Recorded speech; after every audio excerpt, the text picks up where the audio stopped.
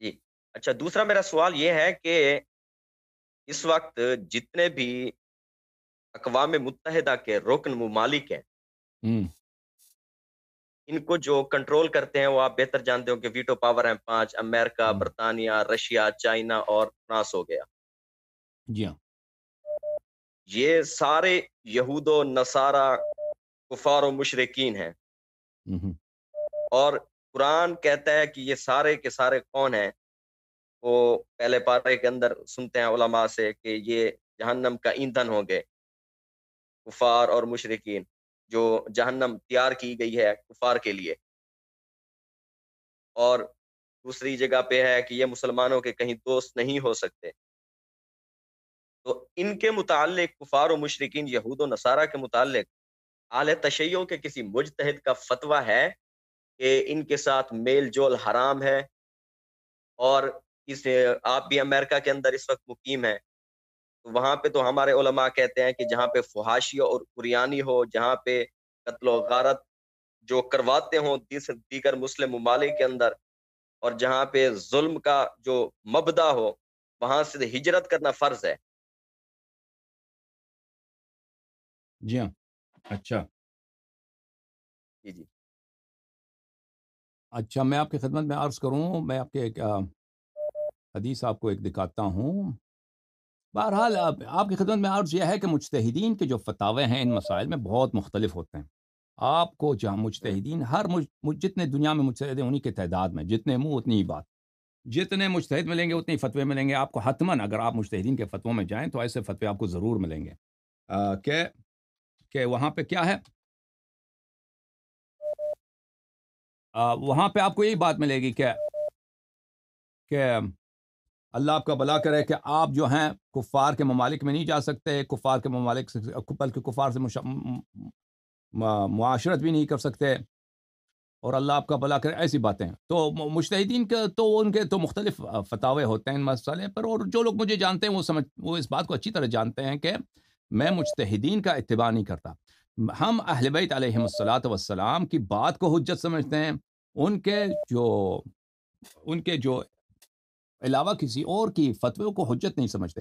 میں آپ کو اہل بیت علیہم چل الصلاۃ والسلام کا اس مسئلے پر حدیث دکھاتا ہوں کہ اہل بیت الطاہرین علیہم الصلاۃ والسلام اس مسئلے میں کیا فرماتے ہیں۔ عزیزو ملاحظہ فرمائیے، یہ جی کتاب جی ہے وسائل الشیعہ الى تحصیل صحیح، مسائل الشریعہ، تالیف الشیخ الحر العاملی رحمہ اللہ، جلد نمبر 15، چاپ مؤسسہ آل البیت علیہم السلام۔ یہاں پہ آپ کو لے کے چلتے ہیں صفحہ نمبر 102 میں عزیزو، صفحہ نمبر جی 102، یہ حدیث ہے حماد سمندری سے۔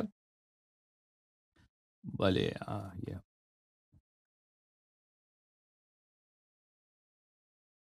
ایک منٹ، یہ جلد نمبر 15 ہے، بلکہ صفحہ نمبر 101، معاف کیجیے۔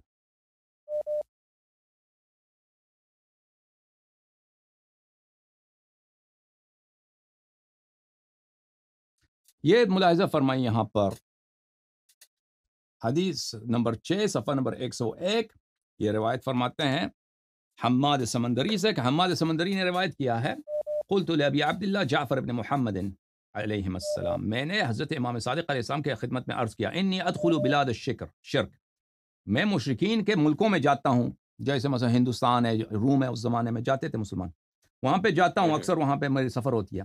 وَإِنَّ عِندَنَا مَنْ يَقُولُونَ وَإِنَّ مِنْ عِندِنَا يَقُولُونَ، ہمارے پاس ایسے بھی شیعہ بھائی ہیں، مسلمان ہیں، بھائی ہیں، مومن بھائی ہیں، جو اس طرح اعتراض کرتے ہیں، ان مت ثم حشرت معهم، اگر تیری وفات وہاں پہ ہو جائے تو انہی کے ساتھ محشور ہوگا، کفار کے ساتھ۔ قال فقال لی، حماد فرماتے ہیں کہ امام صادق علیہ السلام نے مجھ سے پوچھا، یا حماد اذا كنت ثم تذكر امرنا وتدعو الیہ، حماد مجھے ایک بات بتاؤ، جب تو شرک کے بلاد میں جاتا ہے، مثلا انڈیا جاتے ہو، ہندوستان جاتے ہو، یا چائنا جاتے ہو، یا روم جاتے ہو، جہاں بھی جاتا ہوگا، یا افریقہ جاتے ہو، تو وہاں پر جب جاتے ہو تو کیا تم ہماری امامت کو وہاں پہ یاد کرتے ہو، وتدعو الیہ، اور لوگوں کو دعوت دیتے ہو ہماری طرف؟ قلت نعم، میں نے عرض کیا جی ہاں، یہ کام کرتا ہوں۔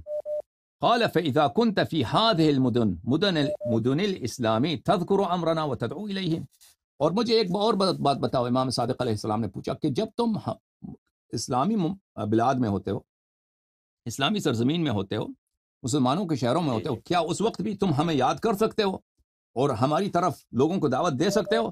تو میں نے عرض کیا نہیں، مسلمانوں کے درمیان رہ کر میں یہ کام نہیں کر سکتا، لیکن کفار میں جا کر میری آزادی ہوتی ہے۔ تو امام علیہ السلام نے فرمایا انک ان تمت ثم تحشر امتا وحداک ویسعى نورک بین یدیک، اگر تو مر جائے کفار کے درمیان تو یاد رکھے کہ تو اکیلا ایک امت محشور ہوگا، اور تو نورانی چہرے کے ساتھ محشور ہوگا روز قیامت، اور تیرے نور سے، تیرے چہرے کے نور سے تیرے آگے روشنی پھیلی ہوئی ہوگی۔ یہ ہے کہ ہمارے نزدیک روایات حدیث میں اگر آپ کسی بلاد کفر میں جاتے ہیں، وہاں پہ دین پہ عمل کرنے کی آزادی ہوتی ہے، وہاں پہ آپ کو کوئی منع نہیں کرتا نماز پڑھنے سے، یعنی آپ جتنی مرضی نماز پڑھیں، یا آپ جتنی مرضی قرآن پڑھیں، یا جتنی حلال کھانا چاہیں، ٹھیک ہے نا، اپنے بچوں کو قرآن سکھانا کوئی منع نہیں کرتا، تو اس پہ کوئی ممانعت نہیں ہے اس طرح سفر کر رہے ہیں۔ لیکن ایسی جگہ چاہیں مثلا چائنا ہے، چائنا میں مثلا جو مسلمان رہتے ہیں، آپ کو پتہ ہے ان کے ساتھ بہت زیادتی ہوتی ہے، جو کاشغر میں، ارومچی میں، سنکیانگ میں جو مسلمان رہتے ہیں، آپ کو پتہ ہے کہ ان پہ مساجد پہ پابندی، نماز پہ پابندی، ان کو نکاح کرنے سے پابندی، ان کو سور کا گوشت زبردستی، شراب کا گوشت زبردستی کھلاتے ہیں، مسلمانوں کو شراب پلاتے ہیں۔ تو ایسا اگر ہے تو وہاں سے ہجرت کرنا واجب ہے۔ تو اس میں بڑا فرق ہے۔ امریکہ میں جو ہے الحمدللہ، یہاں پہ تو جو اسلامی ملکوں میں جو آزادی نہیں ہے، یہاں پہ آزادی ہے، آپ صبح سے شام تک نماز پڑھیں، قرآن پڑھیں، یہاں پہ آپ کتابیں لے کے اسلامی، یہاں پہ بہت سارے مسلمانوں کے مساجد ہیں، سینٹرز ہیں، وہابی، شیعہ وغیرہ سب یہاں پہ اپنا کام کرتے ہیں، کوئی کسی کو منع نہیں کرتا۔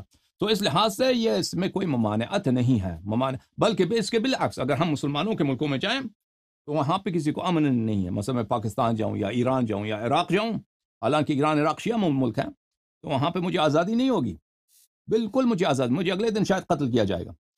لیکن یہاں پر جو آزادی امریکہ میں ہے وہاں پہ نہیں ہے، الحمدللہ رب العالمین۔ یہ افسوس کے ساتھ کہنا پڑتا ہے، لیکن یہ حقیقت ہے۔ اور حکم کریں بھائی صاحب۔ اچھا، گزارش یہ ہے کہ اگر وہاں پر ہے وہاں پہ ہے مذہبی آزادی، جی سیاسی پابندی ہے،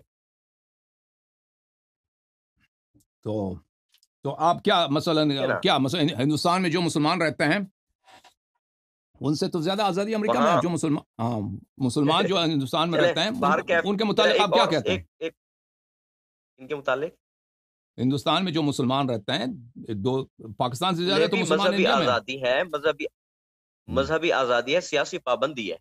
اب دیکھیں نا، کافر جو ہے نا، کافر وہ یہ چاہتا ہے کہ انہیں مذہبی آزادی ہو، نظام میرا ہی رہے، ٹھیک ہے نا۔ اب دیکھیں نا، جیسے امریکہ کے اندر بڑی عالیشان مساجد ہیں، پیرس کے اندر، لیکن یہ کہتے ہیں کہ کیا ہے کہ ہم کفر کا نظام جو ہے نا وہ ہمارا برقرار رہے، نیچے جتنی آپ عبادت کرتے رہو، ہم تو آپ مساجد ہم پاکستان آپ میں، کو خود بتا آپ کے کے دیں پاکستان میں کوئی اسلامی نظام ہے یا کفر کا نظام ہے؟ نہیں، یہاں بھی کفر کا نظام ہے۔ تو کیا تو پھر بات ختم پہ۔ ہاں، تو اور مجھے آپ ایک اور دکھائیں وہ مسئلہ جگہ آپ سے یہ پوچھنا، جہاں پہ اسلامی نظام ہے، کوئی جگہ ہے اسلامی دنیا میں نظام، جہاں پہ اسلامی نظام ہے؟ میں یہ کہنے کا مقصد یہ ہے کہ آپ مبلغ ہیں، آپ بات کرتے ہیں، دنیا آپ کو سنتی ہے، تو آپ کفر کے نظام کے خلاف جہاد کریں نا، بولے نا، میرا تو کہنے یہ کا جو ہے مقصد نا، یہ۔ بات یہ ہے میرے عزیز کہ کفر کے نظام کا متبادل ہمارے پاس نہیں ہے۔ جو دنیا میں کفر کا نظام ہے اس کا متبادل ہمارے پاس نہیں ہے۔ یعنی اس کا مقصد کیا ہے؟ مقصد یہ ہے کہ اسلامی حکومت جو ہم کہتے ہیں، اسلامی حکومت، یا اگر آپ قرآن میں جائیں اور سنت میں جائیں تو بالکل اس کے احکام بالکل مفقود ہیں، اس کے احکام پر کوئی نصوص نہیں ہے ہمارے پاس۔ فرض کریں، پہلی بات تو یہ ہے طاقت بھی نہیں ہے ہمارے پاس، اتنی طاقت نہیں ہے کہ ہم یہاں پر اسلامی نظام قائم کر سکیں، یہ تو بہت واضح بات ہے، ٹھیک ہے نا۔ پہلی بات یہ ہے، اگر یہ طاقت ہوتی بھی، فرض کریں یہاں پر فرض کریں میں ایران میں رہتا ہوں یا پاکستان میں رہتا ہوں اور میری اتنی مقبولیت ہے، لوگ میری بات کو مانتے ہیں کہ ہم اگر ادھر نظام چینج کرنا چاہیں تو نظام چینج ہو سکتا ہے۔ پہلی بات یہ ہے کہ ہم نظام کون سا نظام قائم کریں گے؟ جو قرآن اور سنت کی نظام ہے۔ قرآن اور سنت میں اسلامی نظام ہے ہی نہیں بھائی، یہی بات یاد رکھیے۔ یہ جو جتنا کہا جاتا ہے کہ اسلامی نظام، حکومت اسلامی، یہ بالکل نعرہ ہے۔ جیسے دنیا میں فلسطین ہے، فلسطین کا جو مسئلہ ہے عرب ممالک میں، جو بھی شخص پاپولر بننا چاہتا ہے عرب ممالک میں، جس کی پاپولرٹی نہیں ہے، لوگ اس کو نہیں مانتے، وہ کیا کرتا ہے؟ وہ فلسطین کا نعرہ بلند کرتا ہے۔ فلسطین کا نعرہ بلند کر کے وہ عرب دنیا میں لیڈر بننے کے چکر، جیسے تھا اللہ آپ کا بھلا جمال عبد الناصر تھا، اس کے بعد اللہ آپ کا بھلا کرے حافظ الاسد تھا، اس کے بعد صدام تھا. یہ لوگوں ان کو فلسطین سے کوئی ہمدردی نہیں ہے. ان لوگوں کو کیا ہے، ان کو پاپولرٹی بڑھانے کے لیے. یا قذافی تھا، یہ لوگ ہر ایک دور میں شروع میں 5 سال 10 سال یہ لگاتے ہیں فلسطین کے مسئلے پہ کہ ہم نے فلسطین کو آزاد کرنا، اور فلسطین کے لیے انہوں نے کچھ نہیں کرنا ہوتا، انہوں نے پاپولر بننا ہوتا ہے. اسی طرح اسلامی جو نظام ہے، اسلامی نظام حکومت، یہ آپ حکومت کیسے بنائیں گے؟ جو اللہ نے فرمایا نا، جو رسول صلی اللہ علیہ وسلم نے فرمایا وہی بنائیں گے. وہ ہے نہ آیت ہے نہ روایت اس پہ. کتاب الامارت دیکھے مسلم میں، کتاب الامارت دیکھے بخاری میں، کوئی حدیث ہے ہی نہیں اس میں کہ جس کی روح سے آپ حکومت بنا سکیں. کچھ بھی نہیں ہے. صحیح. اتنا ہے کہ بس خلفاء قریش میں سے، یہ خلفاء قریش میں سے ہیں. یہ کوئی قانون ہے؟ اس میں سے آپ کتنے قانون بنا سکتے ہیں؟ یا مثلا میرے بعد 12 خلیفے آئیں گے، ٹھیک ہے، 12 یہ کتاب میں ہے، کتاب امارہ میں ہے، کتاب بخاری میں. یہ کوئی اس سے آپ کتنی قانون بنا سکتے ہیں؟ یا کہ خلفاء کی طاعت کرو وہ فاسق بھی ہوں، اس سے آپ کتنی حکومت، کچھ بھی نہیں بنا سکیں گے. کہنے کا مقصد یہ ہے کہ یہاں پر ہمارے اور آپ کے درمیان جو یہ ہم نظام، اسلامی نظام کی بات کر رہے ہیں نا، تو اگر ہم اپنے آپ سے، میں یہاں پہ بیٹھ کے، جیسے پاکستان کا جو کانسٹیٹیوشن لکھا ہے نا، کس نے لکھا ہے؟ وہ بھٹو نے لکھا ہے. اور بھٹو کے ساتھ جو لوگ تھے، مثلا مولوی تھا، کوثر نیازی تھا، بھٹو کے ساتھ ایک اور بہت بڑا وکیل تھا جو بھی اس کی وفات ہوگی 2-3 سال پہلے. کیا نام یاد ہے آپ کو؟ بھٹو کا جو، ہاں، بہت بڑا وکیل تھا. ان لوگوں نے جو پاکستان کا کانسٹیٹیوشن لکھا ہے، انہوں نے کیسا لکھا ہے؟ وہ بریٹانیہ کا جو کانسٹیٹیوشن ہے اس کا کاپی کر کے، پارلیمنٹری نظام اسی طرح، وزارت عظمیٰ اسی طرح، صدارت اسی طرح، اس میں کچھ چینجز لائے. جی بس سارا ہاں، اس میں اسلام، اس میں ہاں، اس میں کچھ زینت دینے کے لیے، مسلمانوں کو بیوقوف بنانے کے لیے اس میں اسلام کے 2-3 ذکر کیے ہیں. وہ کوئی دیکھیں ہمارے پاس کچھ بھی نہیں ہے. اصل بات کریں، اگر قرآن و سنت میں جائیں، اسلامی نظام پہ مواد نہیں ہے، تو ہم، اگر میرے پاس طاقت بھی ہو نا کہ میں اسلامی نظام قائم کروں، تو اسلامی نظام خود مجہول ہے، کون سا نظام قائم کروں؟ اچھا، ختم بات. چلے. اوکے.